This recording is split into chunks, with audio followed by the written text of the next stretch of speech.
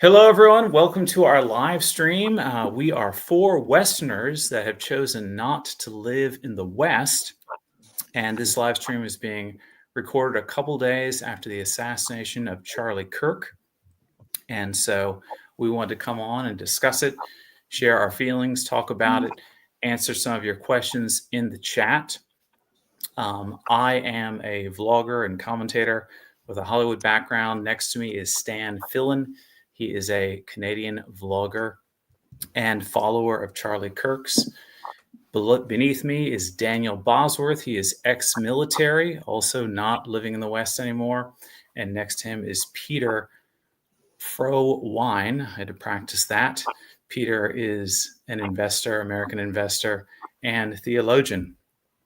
And I guess, just how I heard about it, a couple days ago, I'm sitting at my house and my son Alex texted me and said, Charlie Kirk has been shot.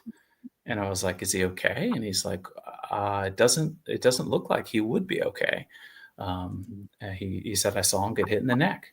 And so then I spent a couple hours checking the news, wanting an update. And of course, there wasn't one for a little bit. And then Trump made his announcement. And so, of course, it disturbed me, as I'm sure it disturbed many of you. And I texted Stan Fillon here about it, and we were both sad. But I told him, what can we do? And he said, well, I mean, Charlie is a conservative thought leader, and we are conservatives. And then a little later, I saw Dmitry Medvedev, did I say that correctly, guys? Was texting about Charlie, and I realized this is a huge impact. It's something that people are talking about all around the world. So then Stan and I decided to do this live stream, and so here we are. I've got a couple questions that I can ask if we are at a loss for words, but right now we just want to kind of take turns and go around the virtual room and let you guys know how we feel about the situation, and we'll start a discussion, and I'll be looking for your questions. We may have more time for questions than usual, so feel free to start leaving them now, guys. Stan? Yeah, so my name's Stan. I have a couple of channels. Russian Opinion is my English channel, and my Russian channel is Filinum. I am a Russian. I've lived in Canada. I lived in the States. I studied in the U.S. I finished a military academy there, a private one, and then a university in Philadelphia. And I have been watching Charlie Kirk's videos for a long time and following his works. In this case, I've never read any of his books, I have to admit, but his online videos I have been watching. And interestingly enough, the last couple of weeks, like there was a period where I stopped watching him just because there was a lot of work that I had to do on my own channels and stuff like that. And recently I started watching them and watching all of his debates all over again. Not from the beginning, but from the recent ones. And it's just that same day I was listening to one of his most recent debates while I was walking the dogs, while I was doing stuff at home. And in the evening here, I think it was 11 o'clock something Moscow time, I saw that he was shot. And to me, it came as a shock. And to be honest with you, it may sound weird coming from a Russian, but I still don't believe that he's gone. I know it's only been a couple of days, but it just doesn't seem real to me. Not at all. And then I barely got any sleep that night. I was my whole family was asleep. I was up. My eyes were tired, but my brain was going nuts. And that's when I read that Charlie Kirk had passed away. It was a shock to me as well. And I think it was a shock to any Russian who knew Charlie Kirk and who followed his work, who followed his videos. He was a huge voice in the young conservative movements. He had his Turning Point USA, and that was becoming huge at campuses in the States.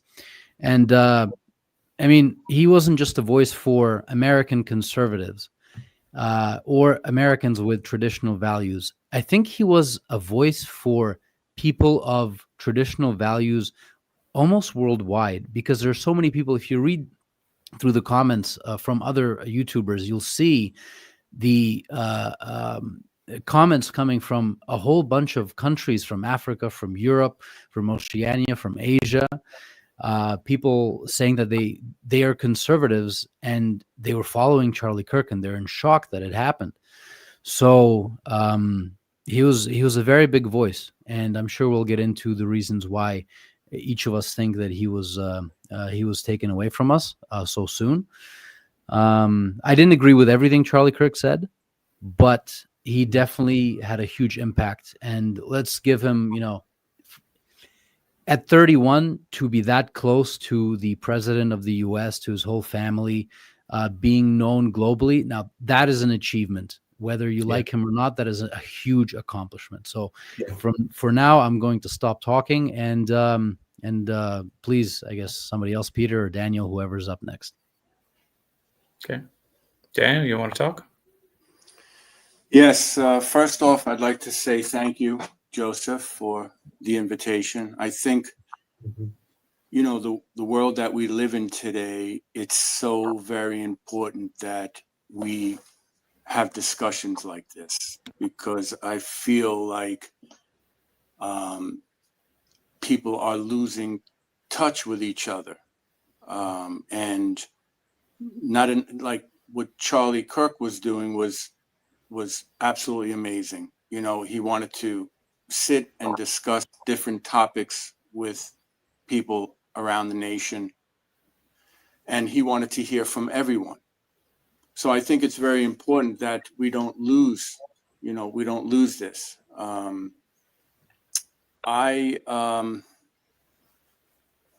a father.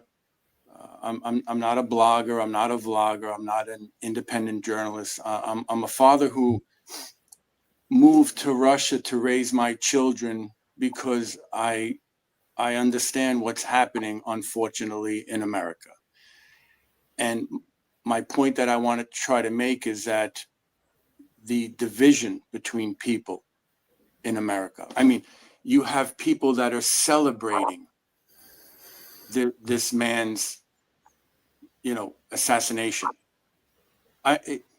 If you don't agree with someone, that's okay, right? We need to be able to have a dialogue. We need to be able to have a debate with each other and respect each other's opinion.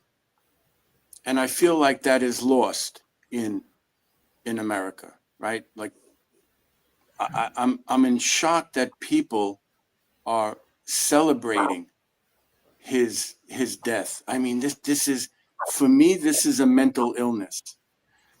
This is something that's been going on for a while in America. And this is the reason why I left, because I did not want my children being a part of this brainwashing and this grooming that's going on in schools and in universities. And you can see it's exactly what's happening when you have people that are divided like this. Like I saw with TMZ. TMZ was live. They were cheering when they found out. TMZ was live. People in another room were cheering when they found out. They wanted to do, was it in the Senate? They wanted to have 1 minute of silence. And the Democrats, I mean, what is, I moved to Russia 15 years ago, and what I'm seeing happening, and not only in America, in other parts of the world, there are people that are happy this happened in Western countries. So the reaction that I'm seeing in America, it's disgusting. And it proves to me that I made the right choice as a father to come to Russia and raise my children, because I know the agenda. I know what's happening in America, and it's disgusting. A man, all he wanted to do was to have open conversation with people, to discuss important topics. he wanted to speak with everyone, even people that didn't like him. Right. And now he's gone, and it's absolutely, I think it's tragic. It's really, it's disgusting. It's sad. A wife with 2 children. I'm a father. But what's bothering me is how people are reacting to this, cheering. It's a very serious problem. What's happening in America. Right. Peter? Well, in 2018 through 2020, I was an engineering advisor at a small Christian college in Southern Illinois, and also I was asked and actually volunteered to be the faculty member who supported the Young Republicans club on campus. It was actually a very small group, which kind of shocked me, it being a Christian school. But we did host a Turning Point event.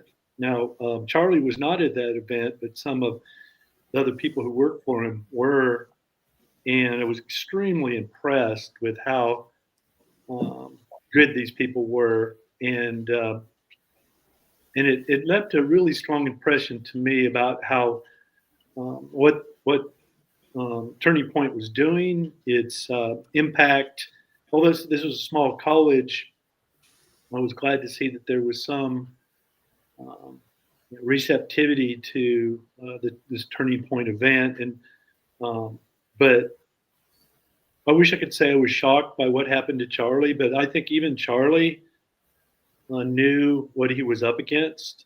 And I think in some ways, from some of the interviews that I've seen him, he almost predicted that something like this would happen. I don't think he predicted his own assassination, but he knew that the forces that we were up against were determined to shut him up. And I don't think he knew to what extent they would actually go. And it was very sad to hear this. I think it's not a good sign for America. Now, to Daniel's point, this is one of the reasons from 2020 to 2023, during the 3-year period, I saw what our country had become. And in 2023, I said, okay, I can't support this anymore. It's a suicidal, homicidal mentality that's, I think we're talking some level of insanity. I don't know what that percentage of the population is, but clearly there's a portion of the population in the U.S. that they've lost it. They've just so dehumanized our other brothers and sisters that are created by God that it's something that I can't understand. I don't understand. And I finally said, okay, I can't stay and support this anymore. And so in that 3-year period, I had done some research like, okay, where in the world are sane people? Where in the world is Christianity still strong? And it kept coming up Russia. And so, in 2023, I moved to Russia. I think that was one of the main reasons. Like, okay, I need to support Russia because Russia is still a strongly Christian country. Yes, Dan, go ahead, please. Well, here's the America is divided. I'm not an American, but I think the whole world can see that. And the division was always was there, but it was always, are you a pro-abortion, anti-abortion? Are you for gun rights, anti-gun rights? And people used to have a discussion. Now, something has happened in the past 20 years that has let leftists become nuts. Absolutely. They've gone absolutely insane. And the thing is, because of the, emasculation of men, because of the blending of the genders, you've America has raised a couple of generations of really emotional men, those who have no control. And there's a bit of a confusion online where if you say a man is emotional, people may think that he cries a lot. No, he doesn't have control of anger, of his anger. That's a manly emotion.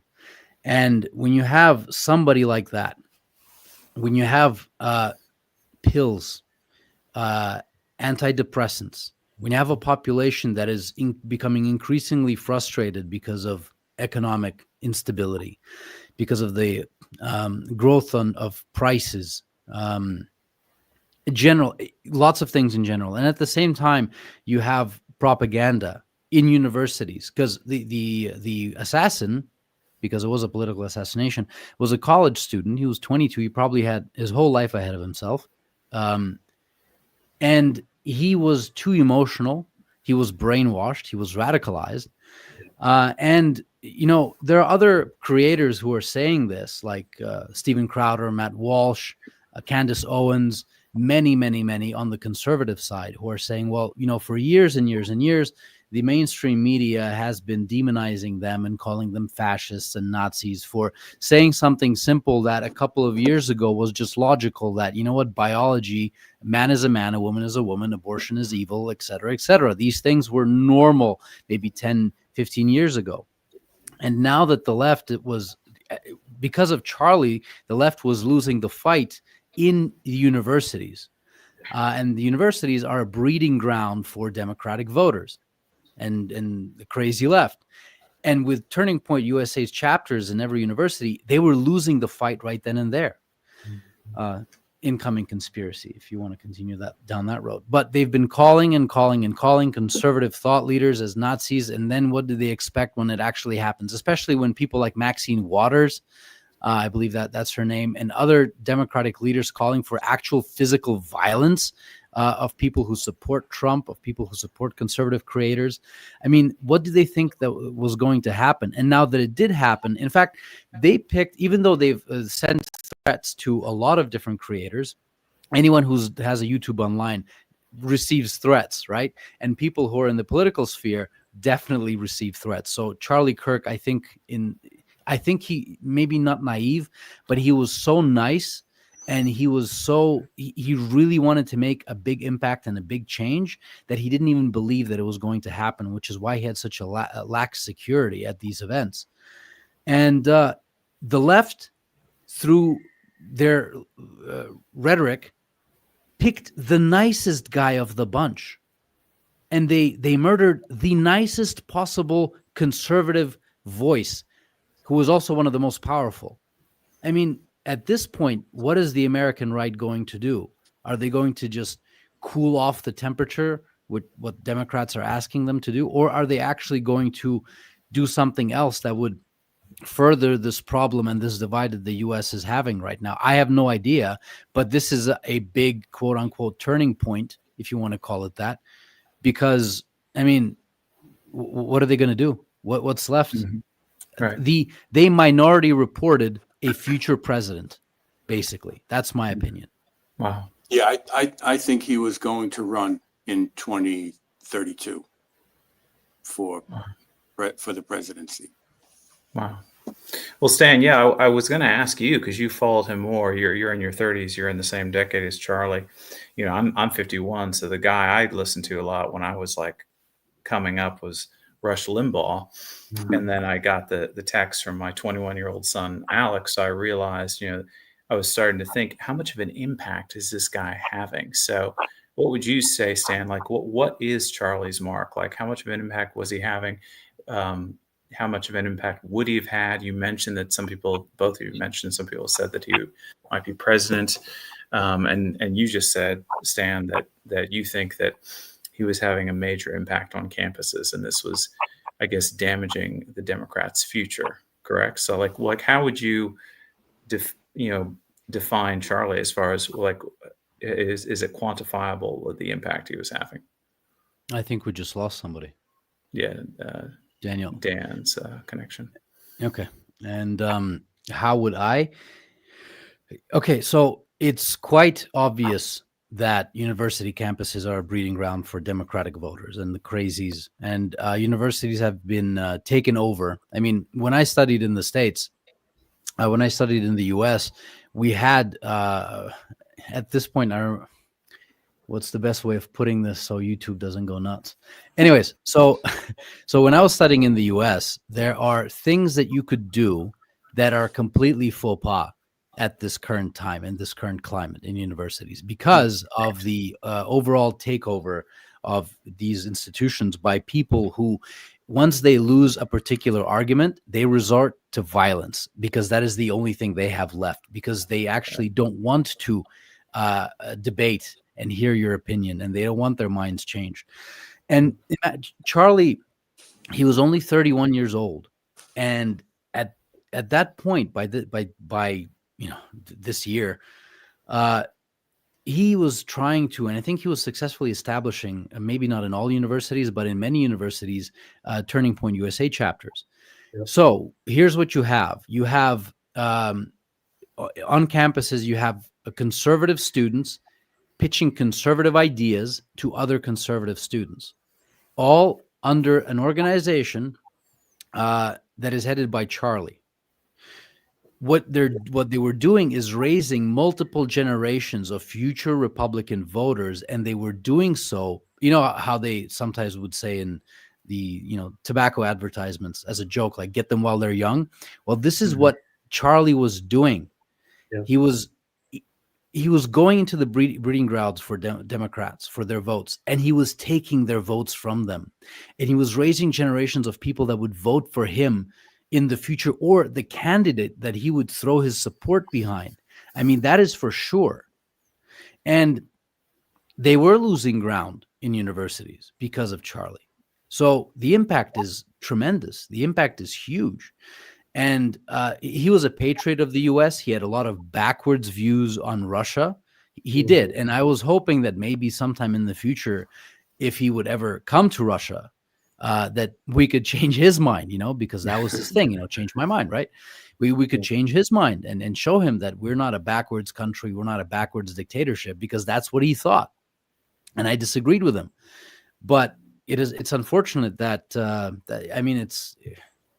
I don't really care about the changing his mind part, but he is a father, he has kids. I'm a father, I have kids, and it's a big tragedy for his family, and it's a tragedy for Americans and for conservative, religious and non-religious people who basically were also trying to fight against this weird new idea that men can be women, women can be men, that abortions were good, that we're all fighting against that in one way or another. And Charlie was the one, at least in the US, who was heading that fight, and he was winning. Yeah. Well, I mean, I don't know if we want to touch on this a little bit. I mean, I'm a little confused. I want to know what you guys think. The assassination seemed very similar to Trump getting his ear pierced, right? So then I was thinking, there's some sort of larger organization behind this, but then it looks like they just got a crazy kid, right? So is it just a kid, or is there some organization behind this? And if it is just a kid, is the MAGA right going to be okay with that, or are they understandably so emotional and so upset that they're going to want bigger changes in general, even if it is just one person? My opinion, it's not just one person. And for a 22-year-old university kid to take a shot from 200 meters, it's not happening. It's not happening. Interesting. It's Sam? For you to take a shot at 200 meters, you have to be well trained. I do not believe that's the shooter. My opinion. This was a professional job. Sorry, we're having a bit of a delay. I guess I should then thank you for the compliment, because I I wasn't technically trained. I mean, in the military academy, yes, but we were trained with 22s. I don't remember the distance, but recently, a couple of years ago, after not touching a rifle for a very long time, I went to the shooting range here in Moscow, and just using iron sights, I hit, and I have proof of that. Hit near bullseye at 100 meters. So having a rifle with a, a average scope at 200 meters, yeah, I know he has to account for wind and bullet drop, but I don't even humidity. But at 200 meters with barely any wind, I almost think that he was aiming for something else and he got lucky in his hit. I don't think I think a kid could have pulled this off. I don't think this was a difficult shot at the 180 meters, in my opinion. Charlie was wearing a vest. Charlie was wearing a vest. The bullet hit the vest. It ricocheted up into his throat. There's no exit wound. Interesting. I had heard that, and then someone said that's he's impossible. No. That it would have stuck in the vest. No, not the type of vest he was wearing. Okay. The type of vest he was wearing, it ricocheted up into his throat, and there's no exit wound. You know what? Go ahead. If they do an autopsy, listen. To be honest, guys, we're never going to know the truth. We're never going to know the full truth. My opinion, this was professionally done, and there can be many reasons. There can be many reasons. Who did it? Why? But my opinion, my experience, he's not the shooter. Charlie was wearing a vest, and it ricocheted up into his throat. You know, Peter, you want to say something? Yeah, what puzzles me about this is after what happened with Trump and the whole rooftop shooting, I think it's just bizarre that a conservative speaker like Charlie, and they don't have security, making sure there's nobody on rooftops. This makes no sense to me at all, unless someone at the university said, we don't need that type of security. It's like, to me, that's just crazy, given the current environment and Charlie knowing, that there are. Mm-hmm. I have a question. When was the date that this happened? 10th of September. The 9th of September, there were books on Amazon, and they took it down. On the 9th, they were selling books about Charlie Kirk's assassination. On the 9th, a day before. This was planned, guys. This was planned. Interesting. Yes, on Amazon. Books have already been published on his assassination. It came out on the 9th, and this happened on the 10th. So then what you're speculating is that a big organization could be behind this, and they have just found a crazy person to confess to. Yes. Yes. I'm sorry.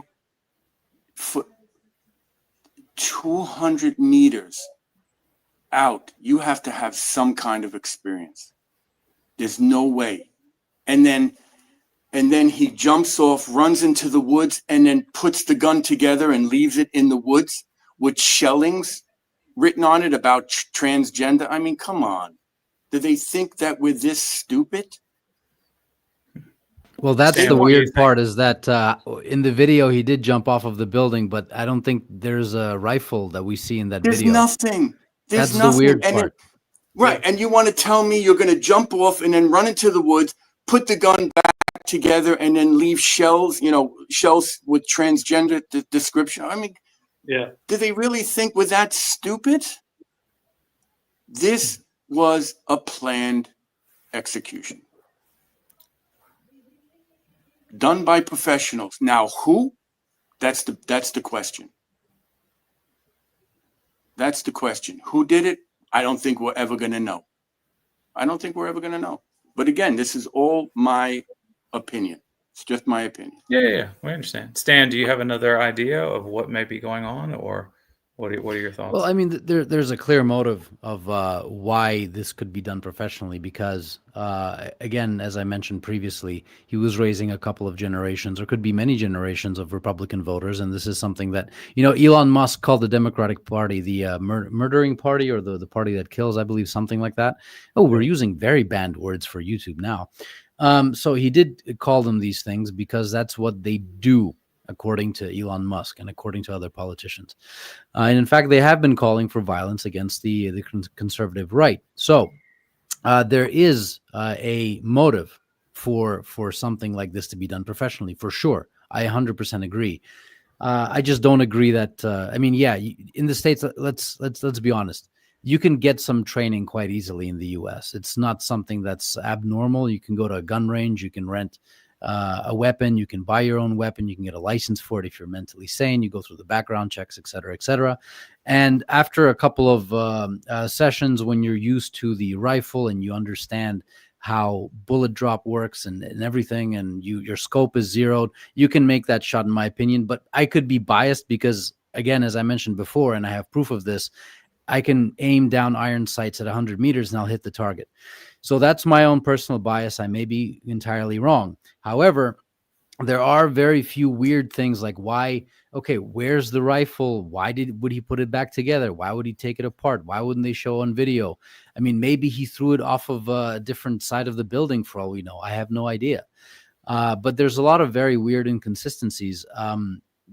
However, the youth of America, the left youth, have been radicalized beyond belief. If you watch any of his videos, you will notice how they react to simple messaging, to simple logical statements from Charlie. They are absolutely insane. They're not in control of their emotions. And I agree that maybe they found a lackey if this was a bigger conspiracy and they used somebody. But let's say that they did. The danger moving forward is that copycats could come up and do this out of their own personal, volition, ideas, whatever. They might do it themselves, and they're insane enough to do it. I'm not sure if, Daniel, you followed any of Charlie's videos, or Peter perhaps, but if you haven't, take a look at his debates and take a look at reactions that those leftist nutcases, take a look at their reactions. They are absolutely nuts. They're absolutely insane. They're not in touch. They're not capable of holding their emotions. And they're most definitely capable of doing something like this all on their own without anyone giving them any commands. But I agree with you, Daniel. The story is very, very weird and very, very convenient. But at the same time, insanity of those people would push them to doing something like this, like even engraving casings with those kinds of messages, because they are that insane. So I'm not taking that out of consideration. I think that it could be a possibility of either or, but we probably will never know the truth. Sorry, Peter. Now, my question now is, in taking Charlie out of the picture, what was their motive? I mean, besides his influence, are they trying to distract from something else going on? Are they going to use his assassination to create an environment of fear to start to limit freedoms? What freedoms are still left in the U.S.? So, I mean, if it's a conspiracy, or not a conspiracy, but if there's a bigger organization behind it, yes, I mean, it's a good question. Like, why would they do this? Because this is what I wonder, because I feel like making him a martyr, if you're against him and what he stands for, it doesn't seem like it would work. I think it would upset a lot of, MAGA people into wanting to, be sure that his work lives on, let's say. And MAGA people, for people who don't know, I mean, that would be what, like a Norman Rockwell type of an American, right, guys? So, yeah, I that's an open question for me. I don't understand why they would do this and why they would think it would work. But maybe one of you has an idea. I think that my idea is, from what I can tell, the left has wanted civil war. mean, to Stan's point, and the rhetoric that they've been using is like, it's go after conservatives. I mean, like physically go after conservatives. So it makes sense to me that they've actually wanted to foment things and create civil war. So I think that's a very real possibility. Is this might be the thing that triggers a civil war in the U.S. Number 2. Well, that would help the deep state. Oh yeah, for sure. That's why they're pushing for another world war. Oh yeah, It's the only thing that's going to help them. Yeah. Well, they've so destroyed everything else fundamentally, the economy and other things, that they've got to create distractions and excuses. Civil war, world war. Stan, what do you think? I think I've been talking too much. I was giving other people. We like a to hear you chance. talk, man. Okay, so I think that maybe we can all agree. One question. Sorry, anyone here think that this might be a psyop? What exactly? This situation with Charlie, Meaning a distraction from something else? like a psyop. Like, some people are saying that he's not dead.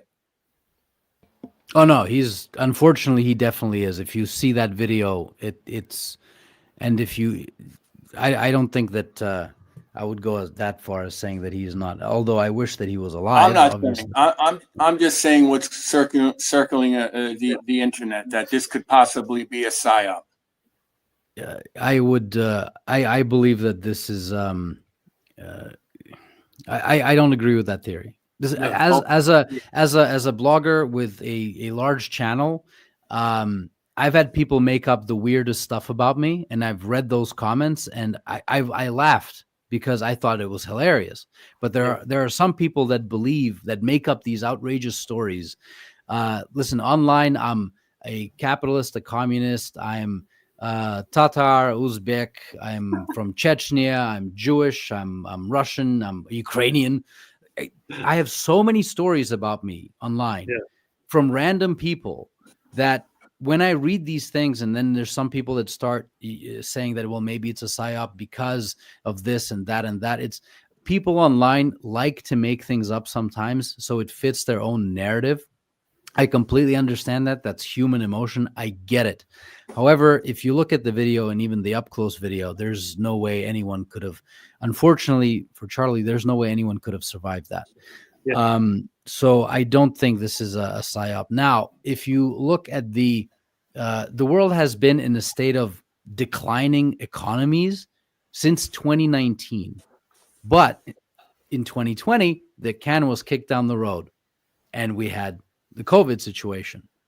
Then afterwards, the president of Russia magically got rid of COVID and started, the SMO, which all of a sudden everyone forgot that COVID existed. And again, economies started kicking the can down the road by putting a lot of money into the military industrial complex. And now that they've squeezed the juices out of the complex, in my opinion, economies are stagnating, or they're falling behind, or they're in recession. And a big war would really, if everyone survived it, would actually help restart the American economy and other economies for sure. I agree with that. So my question is, how would pitting Republicans against Democrats help unite the nation and help fight in a world war, for example? I just don't see that happening. It doesn't fit in my mind. So I truly believe that this wasn't some kind of assassination perpetrated by a higher up. I honestly think it was a guy that was nuts, in my opinion. But, I could be wrong. It could be somebody else entirely. It could be a foreign agency that some people are suggesting. No clue. I just don't see this as benefiting, the American people. the American economy. And I see this as further dividing the country. And maybe if it is orchestrated by an outside organization, the goal is to tear America apart in this case by killing one of the nicest people on the right. Well, Stan, you said the global economies have been going down. And I wanted to share this on the stream. This week, I interviewed an author, the guy who wrote The 5 Stages of Collapse, Dmitry Orlov, and it's posting tomorrow. I asked him to come on. He could not, but he did give me a statement, and this is like, a real technical guy who studies this stuff like crazy. So I wanted to read it for you guys and get your thoughts on it. He said, the U.S. routinely uses political assassinations as a tool and prides itself on its ability to assassinate foreign political leaders. There's also the proud tradition of domestic political assassinations. 4 U.S. presidents have been killed while in office. The background homicide rate is not untypical of low-intensity warfare and is constant. Therefore, one should expect all of these effects to increase as collapse approaches. The Charlie Kirk assassination is not a symptom of collapse, but perhaps an indicator of its approach, although it's hard to pick it out from other such events that have occurred with great regularity throughout U.S. history. So, well, to his point, the U.S. economy right now and Western economies right now are collapsing as we speak. Now, most people are not aware of this because the governments in the West lie to us every day. Most of the numbers they give us are fake. The economic numbers, they're just not real. But the fundamentals of the Western economies, US, UK, France, Germany, most of the EU, they're a total mess. And so we're pretty close to an economic collapse. And this is one of the reasons. Go ahead. It's all been planned, Peter. For sure. It's all been planned. Yeah. Well, it took me, I started seeing this in 2020 to Stan's point. There was, it's a bit complicated, but the repo markets in late 2019, there was a economic earthquake, and the world economy was the U.S. economy was about to fail in early 2020, and the only thing that stopped it was the pandemic. I call it the plandemic. That they needed something to shut down the world economy, and that did it. And that actually delayed this the crash that's coming. It just kicked the can down the road. But the economic markets in the West are a total disaster right now.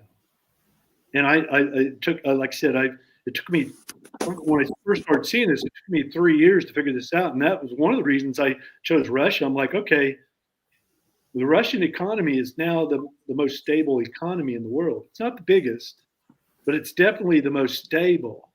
And the Russian government has some of the best leaders in the world, especially economic leaders. So the country that's best prepared for this coming storm is Russia, for sure, hands down. If you want to be in a safe place when this storm hits, come to Russia. So somebody wrote in the comments they think that I think that Charlie faked his death. No, guys, we're having a discussion. We're having a debate. We're talking about what's going around on the internet, who's saying what, different theories. All I asked was the question, do you guys think that this was a psyop? That's all, because that's one of the theories that's going around.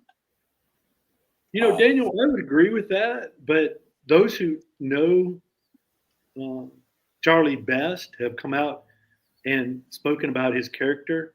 There's no way Charlie would be part of a psyop. No way. It's just one of the theories that's going around, the internet. I've heard it too. Yeah. This is nonsense. I I think that we should discuss all everything that people are throwing out there. Oh, yeah, for sure. I agree.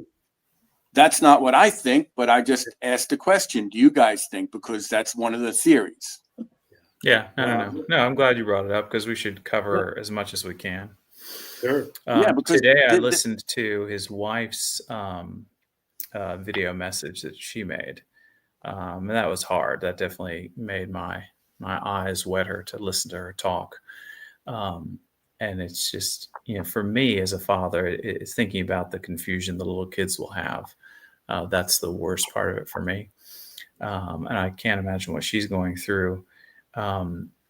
It was, I think that obviously it's completely, crushing for her. But I think that it's good to see that she is keeping herself functional, I would say, in making a statement and hoping that things will go on. And that was one thing I was wondering about to put to you guys is what do we see will happen? How can Charlie's movement go on? What do you guys think? Well, I believe that they're going to try and find some kind of replacement. Unfortunately, when you have movements like that, its leaders are unreplaceable, if that's a correct word in English. You can't replace Charlie. You Right. can't. There's no way. Who would they have a plethora of people to choose from? Sure. I mean, he may have people in his, or he may have had people. I don't even know how to word this properly. There may be other people in the TPUSA movement that are ready to take over and lead the movement for sure. But it was Charlie. The movement on university campuses could continue for sure, but he was it.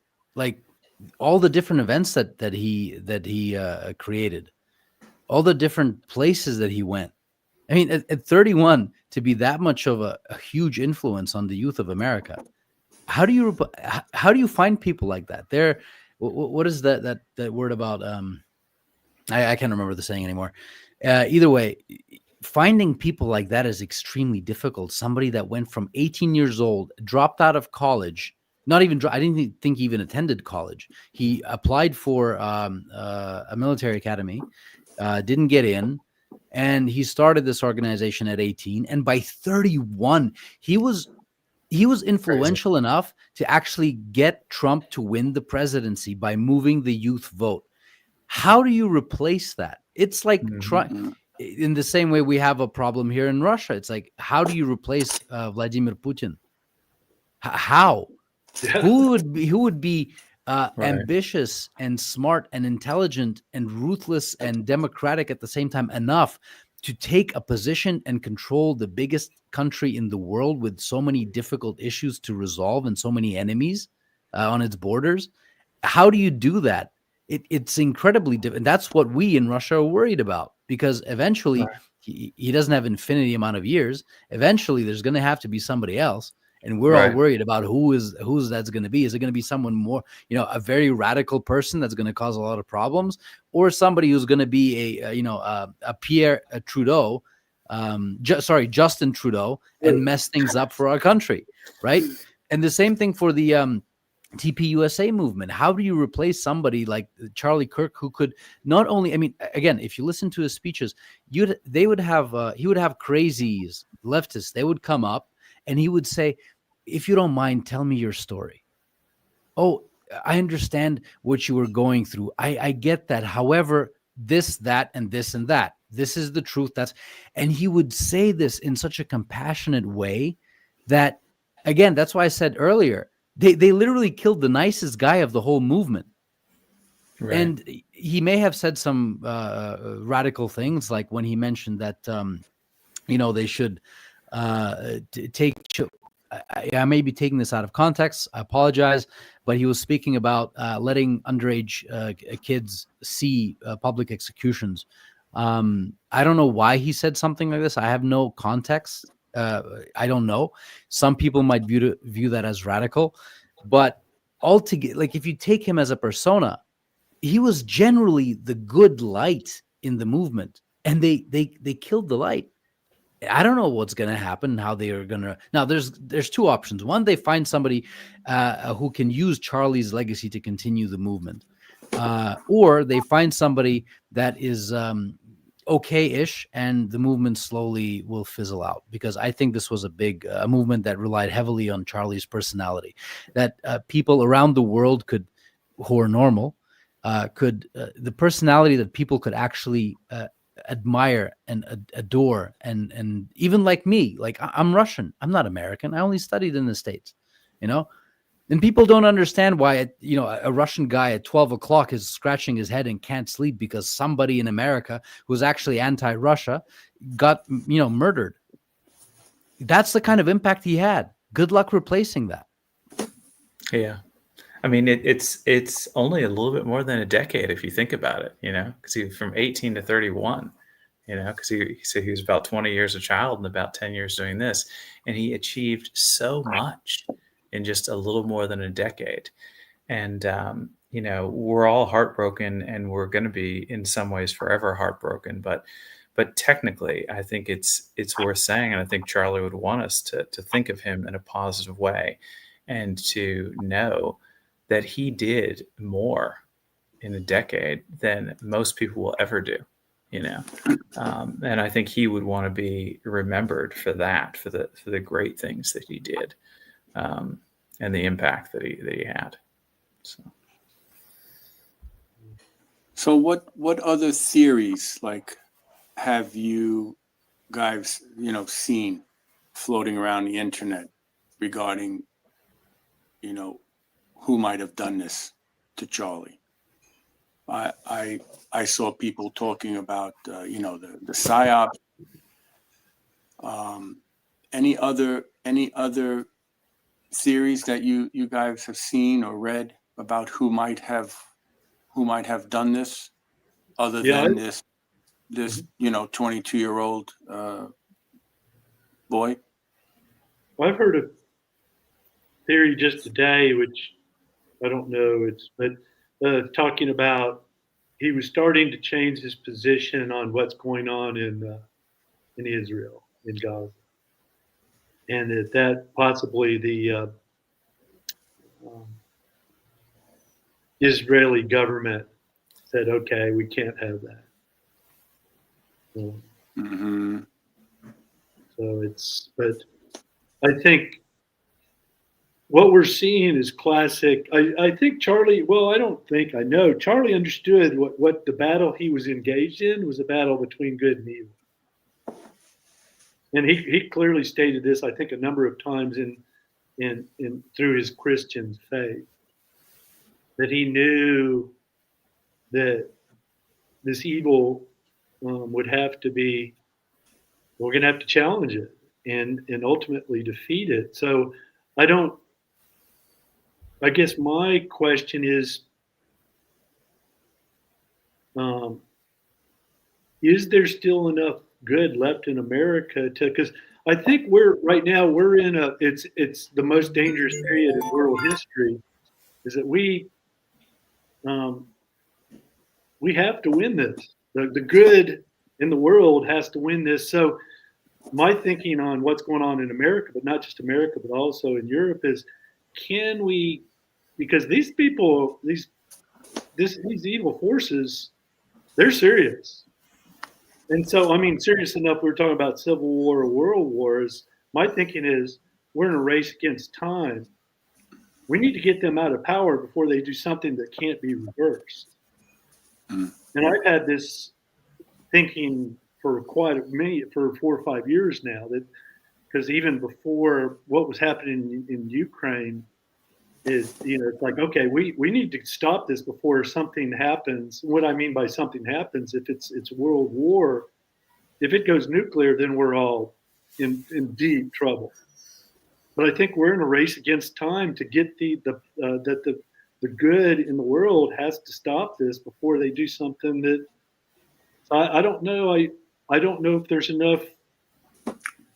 Are there enough people in the United States right now who are awake to stop the forces that are trying to destroy the U.S. right now? I don't know. I'm not encouraged.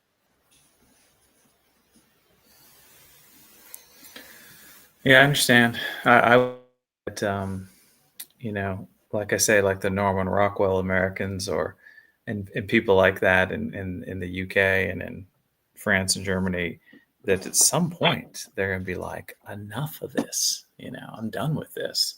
Not that I want anyone to do anything violent, but I do think that I would expect that at some point things would become too corrupt in certain governments, and the average man would say, "No, this is not gonna happen." Yeah, but Joe, here's the issue: is like, how do you move forward from this? If you think about it, because on the one hand, there's no such thing, in my opinion, as complete freedom of speech. Doesn't exist. There's certain things that you can and can't say in Russia, just like there are certain things that you can or can't say in the US. In the UK, for example, you can't say anything about illegal migration or immigration. You'll get a knock at the door at 2 a.m. with 2 officers saying, delete this or you're going to jail. The UK has utterly destroyed its freedom of speech entirely. In Russia here, and it makes sense that we are currently in a big fight, in a military operation, in a war, whatever you want to call it. And in this case, supporting our troops, I'm speaking this as a Russian person, is something that we have to do here. And in this case, saying something false or negative can affect the outcome of the war. So we have curtailed speech, and I hope that once the war or the special military operation is over, I'm hoping that we could get back a little bit from what was taken away from us, or all of it. That way we can have a lot more entertaining discussions with the crazies that live here in Russia. But there are other people who are saying that, it's actually a lot calmer now, and we can walk around and feel absolutely normal because these crazies aren't allowed to speak. So is the U.S. going to curtail freedom of speech because the leftists who are laughing and jumping in with glee that this happened to Charlie? I mean, technically speaking, they're not doing anything illegal. They're doing something abhorrent, immoral, sure, but not illegal when they're cheering for this. So Sure. Does the U.S. curtail freedom of speech? And if it does, how far does it go? Now, if this continues, right, will the Republicans and the conservatives, will they keep on just being the punching bag, so to speak, of the crazy liberal left? If they continue to do so and not respond with however they want to respond, and I'm saying this because of YouTube terms and conditions, if they don't respond, what will happen? How will it'll just continue? So unfortunately, it is my opinion, if you want to look forward, there is no other way for the U.S. to move except, unfortunately, for the Americans, into self-destruction, out of which they can, like a phoenix, rise to be a much wiser society and be better than they were before. Because either way, doesn't matter where they go, they're going to have to do something that is anti-American. They're going to have to curtail freedom of speech. That is anti-American. That's going to piss people off.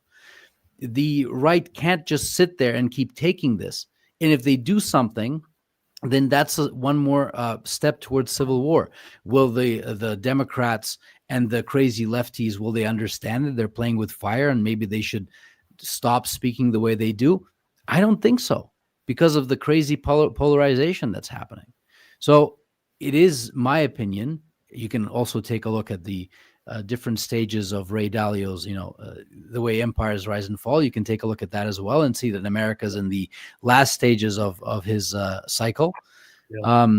Either way you look at this, the murder of Charlie Kirk or the assassination could be a black swan event. It could have been random. It could have been planned. But either way, American society is not going to be the same moving forward. And I honestly have no idea what they could possibly do to get out of this. I don't see anyone on the left uniting America right now. And I don't see anyone on the right actually doing anything that they shouldn't be doing, which is, physical. They shouldn't be doing any kind of violence. But I don't see them doing anything like this. So it's going to be a status quo until everything falls apart. Probably. I was going to ask you. So you think that the U.S. has to have some sort of collapse to then get better? Stan? Sorry, could you say that again? You think that the U.S. has to have some sort of collapse to one day get better? Yeah. Okay. I'm not saying that, and this is not something that I'm rooting for. I'm just saying that this is a logical end to a cycle. Yeah. No, I agree with Stan. And to the point about free speech in America today, the very fact that we have to speak in code to get through YouTube, there's no free speech in America today. That's it. It's an illusion. There's free speech for the deep state and the wackos. Oh, sure. Why aren't they closing accounts for people that are cheering of somebody's assassination? Right.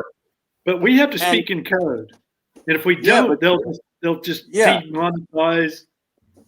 Right, but they won't demonetize and close the accounts of these mentally ill that are cheering on somebody's assassination.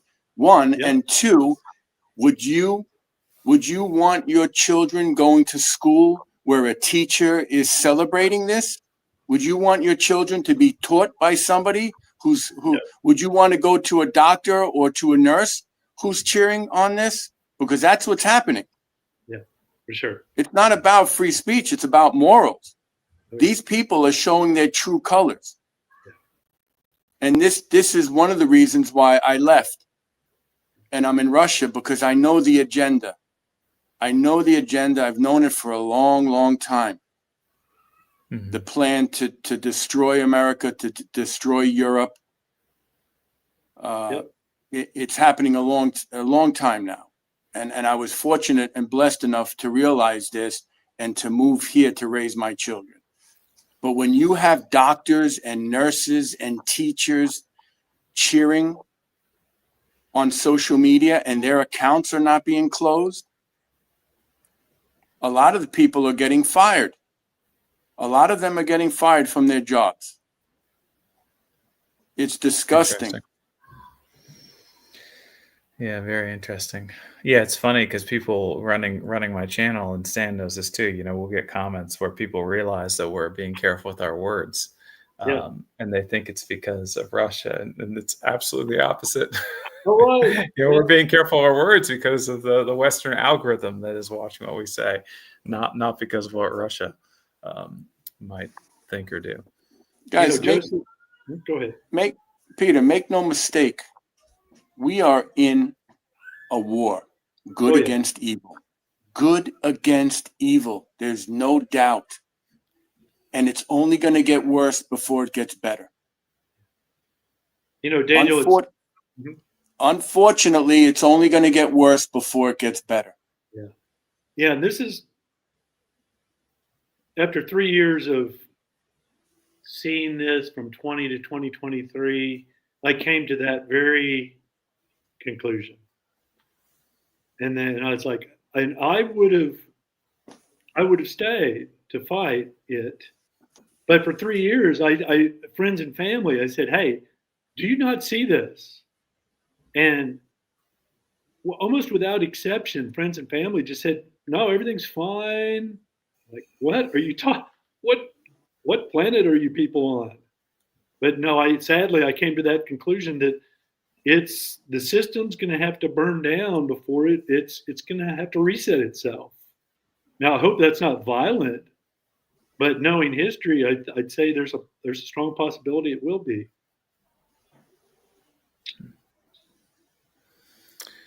Yeah, it's sad to think about the UK. I mean, just listening to you guys talk about it. I mean, I've already been thinking about it, but it's unbelievable. I mean, we're living in a time where the UK is not a place for freedom.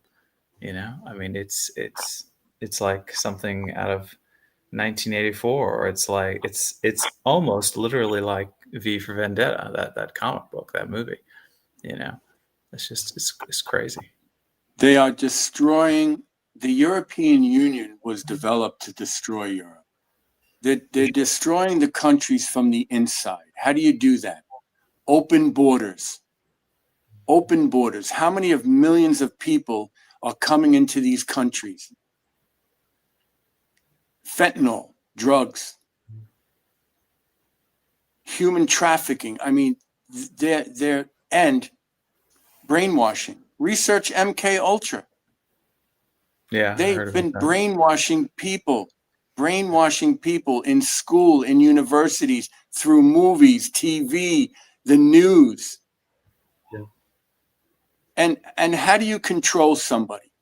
How do you control people? Through fear. Through fear. They want you to always be in a fight and flight mode.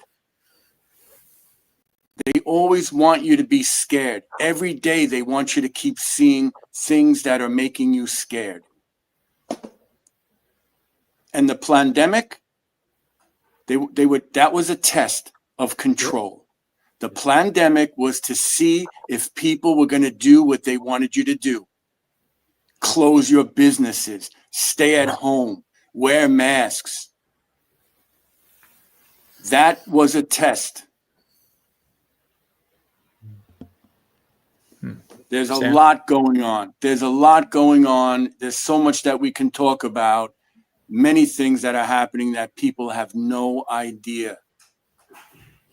They want to live their life. They want to live in a bubble. They want to think everything's okay. Everything is not okay. Things are only going to get worse before they get better. People need to wake up. Yep. Need to wake up. Stan? I learned from some of my interviews that like putting your hand up as if you're in a class gives a good signal for somebody that I'm waiting. And then when someone finishes, no, it's because sometimes when there's a delay, you don't want to interrupt a person and you want the person to finish their thought. So I learned this after like 5 years of being on YouTube, that if you put your hand up, that's a signal, and then they'll give you. Anyways, if you're having a respectable conversation, and you respect the parties that you're speaking with, but there's an interesting comment. There's an interesting comment by Jackie, who mentioned that America will become like the UK if we, the Americans, don't change our ways and turn back to God. See, there's some errors, but it's okay. Basically, yeah, there it is. So there's a fundamental difference, and I have this argument with Russians all the time, my own subscribers. There's a fundamental difference between the UK, in particular, and their strategy with migrants, and the US at this current time, and Russia.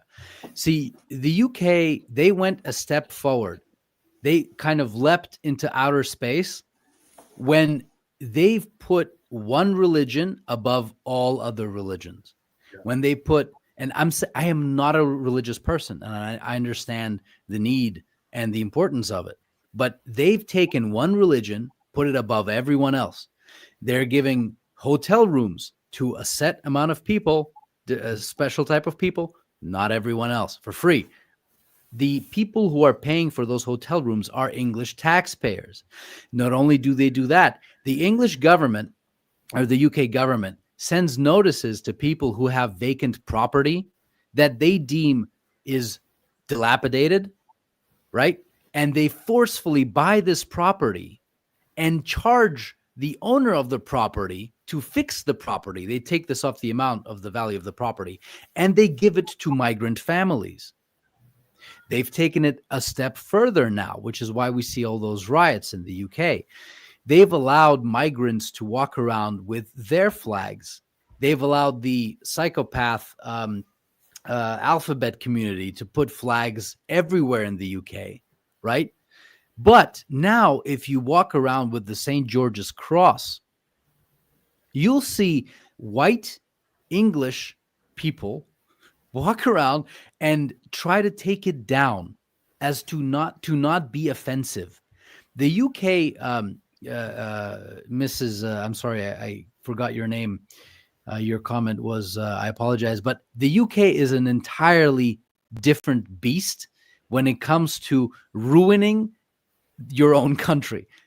It is going to be studied in the future. I for sure, how this country completely effed itself up voluntarily and on purpose. So sad. Peter? Go ahead, Peter. To add to that, this specific religion Stan's speaking of, they've strategically put people from this religion into key positions in the UK government as we speak. And they're using their religion to create policies that benefit that one religion, to the exclusion of all other people in the UK. Right. Yeah, that's the thing. In Russia, they're trying to ensure that all religions, all the main ones, are level, equal. And they're really trying hard to ensure that all the different nationalities that are living here should be treated in the exact same way. I think that is a very good American value as well. And we can have discussions as to, Jim Crow laws, slavery, blah, blah, blah. We can go on and on to say how it was unfair for one type of people in the beginning, and then it became a bit more fair. But as a general value, as something to strive towards, I think it's a very good American value that we have here in Russia. So it's a good Russian value as well. It is not a UK value, not at all, because they're putting one on top of everyone else. I've been to London many times, and I've heard many people, say their stories about London, how they get robbed, they get pointy things go into the. I'm trying to be YouTube appropriate. Pointy things go into their body, right? Randomly, how their phones are stolen, how their bikes are stolen. There are so many crazy videos of just in broad daylight, people stealing bikes and motorcycles with saws, with recip saws, like it's nothing, and nobody cares. Nobody gives a crap. They're walking around like it's a normal everyday occurrence.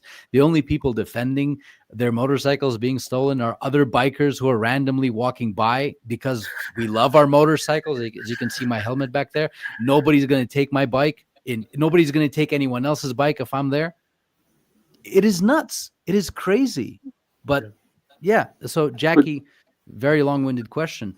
America definitely doesn't have the same future unless they put one religion above every other religion.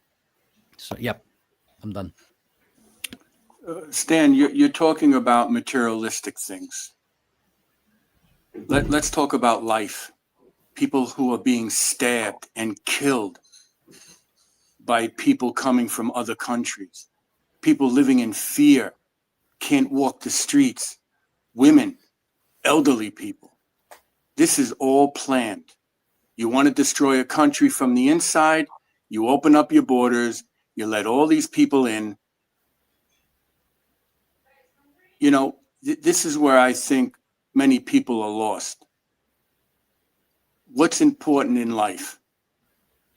Your health, your family, faith, friends. Not being brainwashed, thinking that you need to work your butt off, right, to make millions and billions for corporations. You go to school, you go to university, you get a diploma, you come out, you have a student loan that you can't pay off because you get an entry-level job at $35,000, $45,000 a year. And people, many diplomas now are worthless. The whole system is rigged for us to be enslaved. People think they're free. They're not free. They're paying taxes on everything. You need to break the chain. Forget about buying things that you think make you happy, which they don't. It's empty. You need love and faith in your life. You need your family and your friends. That's it. That's it. I am very blessed that I understood this over 15 years ago. My life in Russia is nothing like it was in America. I had no life. There is no American dream. It's gone. I can tell you immigrants that move to America are working 6-7 days a week. For what? Now I work part-time. 15 years I've been working part-time in Russia. I have a roof over my head. I have food, and I have my family. Stop thinking that materialistic things are going to make you happy. Who's going to risk their life for a car or a motorcycle or a phone? It's ridiculous. It's ridiculous that you think those things are more important than a life. And this is what's so very sad for me. People are lost. People are lost. That's not what life is. Life is having time with your family, your loved ones. That's life. That's what makes you happy. So many people are brainwashed. And then you have people like during the pandemic who are getting and they're wearing a mask, and then they're freaking out on somebody who's not wearing a mask, right? This is how brainwashed they are. They got the jab, they're wearing a mask, and they're freaking out on somebody who's not wearing a mask. Why should you be freaking out? You're safe, right? You got the thing, you're wearing the mask, why are you freaking out? They're brainwashed. People are brainwashed. And it's what's happening in the States right now, after what happened to Charlie, you can exactly see who is mentally ill on social media and how they're acting. Sam? Yeah, just I'm interacting with the audience, and we have a commentator, Mohammed. So I'd say salam alaikum. He said that Charlie was supporting Israel's, and I can't say these words on YouTube. I can say these words on RooTube, for example, but we're not there. So the bad word against. So I shouldn't put it on the screen then, right? No, it's fine. You don't have. I'm not sure, but either way, they're in the comments. So Mohammed said that he was pro-Israel. We'll call it that. To my answer is, I'm not sure if Mohammed knows or doesn't know the way politics work in the U.S. But if you want to get anywhere in American politics, if you want to become a somebody in American politics, you cannot not support Israel. That is not my opinion. That is almost a fact. And I am not a person that supports them at all whatsoever. I think what's happening in Gaza and the West Bank is horrible. And I did not agree with Charlie regarding that topic at all whatsoever. Just like I didn't agree with him of his views on my country, Russia. However, if you want to be logical, and this is cynical almost, and unfortunately, this is the truth, that in the U.S., you cannot become a somebody in politics and say you don't support Israel. It's just not going to happen. And unfortunately for people living in Gaza and in the West Bank who don't have any care about who's running American politics or who Charlie Kirk is, they don't really care. They have a lot of more serious problems, for sure. And they're unfortunate victims of this political nonsense that's happening in the U.S. But it's almost a fact, Mohammed, that unfortunately, whether he liked it or not, he had to be pro-Israel to be able to be that close to the president of the United States. I mean, I'm trying to be as neutral as possible here and just say what is, in fact, a fact. So, Peter, say what you want to say, and then I think we should start thinking about wrapping up and giving any final words we have that we might want to say in regards to Charlie, maybe leave it on a positive note. And also, you see what I put on the screen. Someone's asking if there's a way they can follow you two. But go ahead, Peter, why don't you share what you want to share, and then you guys let us know if there's a way people can keep up with you. Well, I knew this from my research before I came to Russia, but it's been confirmed now. I've been in Russia now for 26 months. And I was fairly sure before I came that Russia was safer and freer and actually more democratic than any Western country, including the United States today. And every day that is confirmed, that Russia is much safer, much freer. Sure, Russia is engaged in a special operation. You have to be careful about what you say about that operation so you're not putting, Russian soldiers in danger, but never for a moment have I felt unsafe in Russia in the over 2 years that I've been here. And I say this almost daily. I say to anyone who's still in the West, come to Russia, because it's still a conservative, good country, and it's moving in the right direction. Okay, Daniel. Yeah, I just would just like to say to Stan, and I would like to apologize. Stan, I'm not saying that, we're human. We like to have nice things. We like to have comfort. All I'm saying, though, is that I feel like people are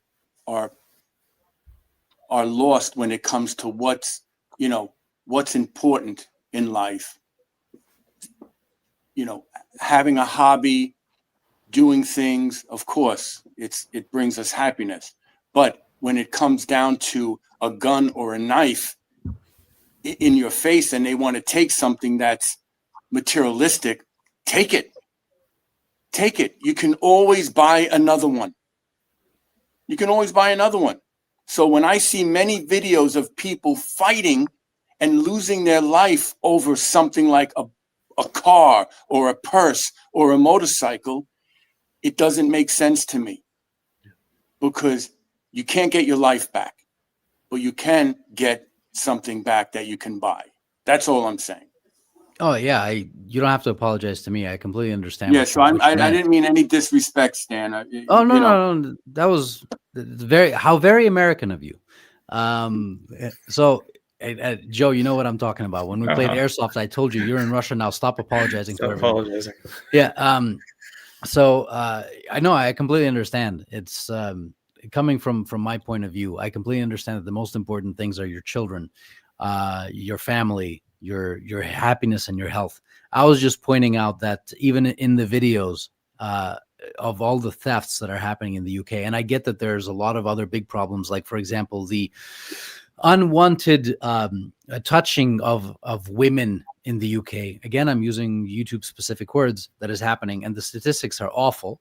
That is a crime that is it's heinous, and it's happening, and it's a lot more important to but to ensure that it doesn't happen.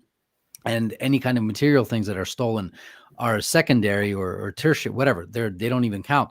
I'm just saying this in almost like a lighthearted manner, that even in those videos, most people, their phones get stolen, whatever. Their purses get stolen, whatever. Something else gets stolen, a bicycle, whatever. It's just something about us motorcyclists that it's like touching my horse. You touch my horse, you'll get something physical from me. And I'm not saying this. I'm saying this because of YouTube. I'm not using specific words, but don't touch my horse. Don't sit on it. Don't pet it. It's mine. It eats gas. I love it. And that's a biker thing. You have to be a biker to understand what I'm talking about. That's all I'm saying. And from those videos on YouTube in the UK, it's mostly bikers that are saying, don't touch another man's bike when they see a bunch of thieves trying to saw off a lock. That's all I'm saying. Right. Yep. Right. And all right, guys. I understand. Go ahead, Dan. No, I understand. So, but all right. Well, let's wrap it up with final thoughts. And Daniel and Peter, why don't you guys take turns going first and let people know where they can follow you, if there is a place to follow you, and just say whatever you'd like to say about Charlie Kirk before we move on. Who's going? You or Peter? You want to go ahead, Peter? Peter. Okay, I'll go.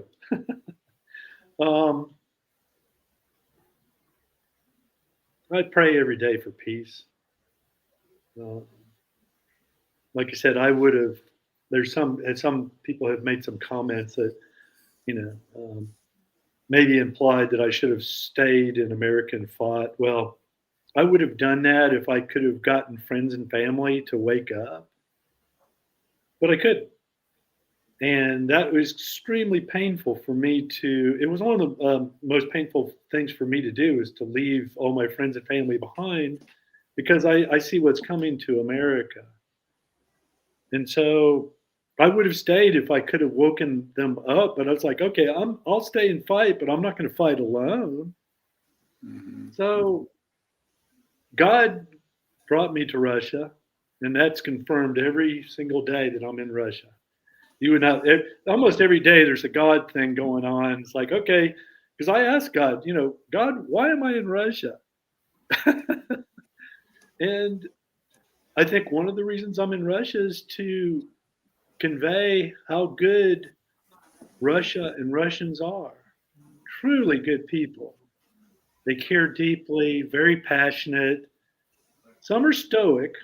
It takes some time to get to know some of them, but once you get to know a Russian and they're a friend, they're a true friend. So every day I'm just like, okay, God, why am I in Russia? And I think it's to communicate to people, in the West. Russia's not anybody's enemy and never wanted to be, and wants peace and prosperity like every other country does. Thanks, Peter. Daniel? All I can say is, live your life. Live your life. Enjoy every second of every day. Don't take anything for granted. Have an open mind. Do research.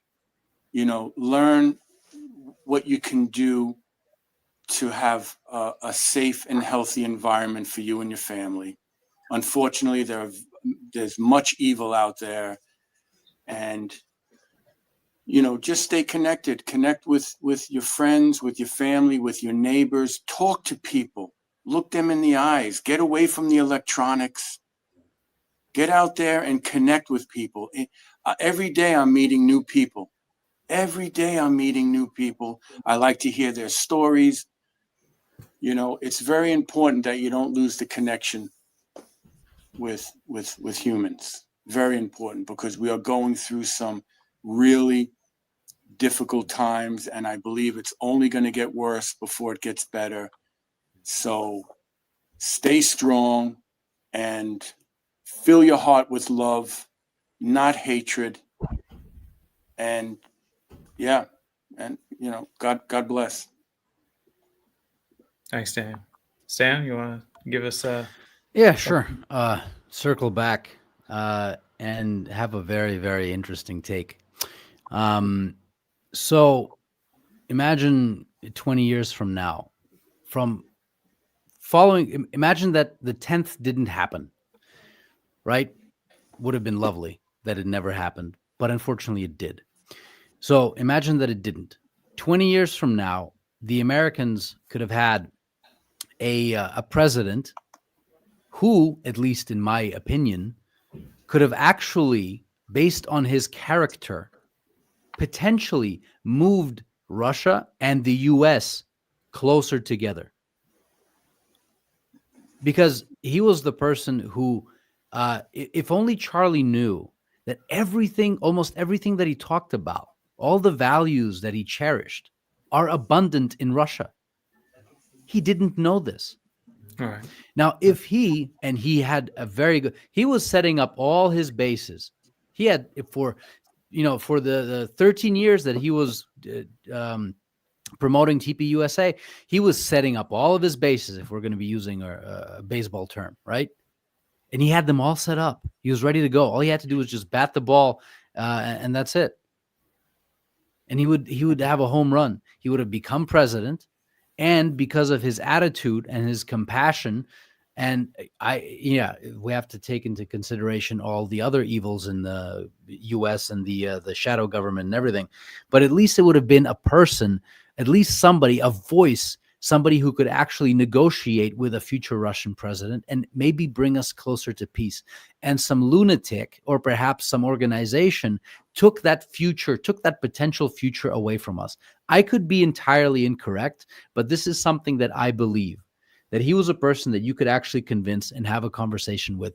And that is what Charlie did. He had conversations with people.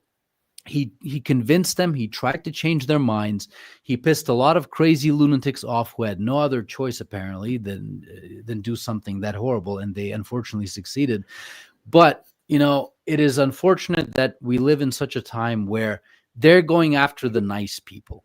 And unfortunately, sometimes they're successful. And they're going after the nice people, and they're pissing off the not so nice people. And we don't know what kind of future the world has ahead of us. We don't know what kind of future we have.